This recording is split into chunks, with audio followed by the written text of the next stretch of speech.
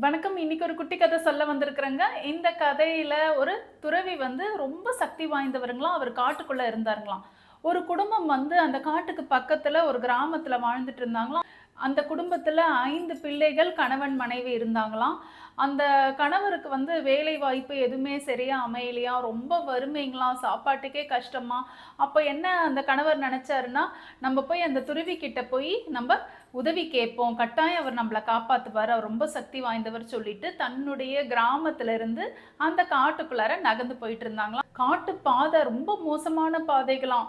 ரொம்ப பயம் கொடுத்துச்சுங்களாம். எப்படியோ போய் துறவிய சேர்ந்துட்டாருங்களாம் அவரு. துறவிய போய் அடைஞ்சதுக்கு அப்புறமா தன்னுடைய கஷ்டங்கள் எல்லாம் துறவி கிட்ட சொல்லி அவர வணங்குனாருங்களாம். உடனே துறவி என்ன சொன்னாருன்னா, "கொஞ்சம் தொலைவு நடந்து போனீங்கன்னா, அங்க ஒரு பெரிய அரச மரம் இருக்கும். அந்த அரச மரத்துக்கு அடியில ஒரு பெரிய கல் இருக்கும். அந்த கல்ல நகர்த்திட்டு நீ தோண்டுனீன்னா, அதுல ஒரு பெரிய பானை இருக்கும். அந்த புதையல் பானை உள்ள பொற்காசுகள் நெறைய இருக்கும். அதுல பாதி பொற்காச நீ எடுத்துக்கோ. மீதிய அதுல வச்சிரு. யாராவது இந்த மாரி கஷ்டம்னு சொல்றவங்களுக்கு மீதிய நான் குடுத்துருவேன்" அப்படின்னு சொன்னாருங்களாம். இத கேட்ட இந்த மனுஷன் ரொம்ப சந்தோஷமா அவர் சொன்ன இடத்துக்கு போனாருங்களாம். அரச மரத்த பார்த்தாராம். அது கீழ ஒரு பெரிய கல்ல பார்த்தாராம். கல்ல நவுத்திட்டு தோண்டுனா பெரிய புதையல் பானையாம். அத தொறந்து பார்த்தா பொற்காசுகள்லாம். ஆசை யார விட்டுச்சு? மொத்த பொற்காசையும் எடுத்துக்கிட்டு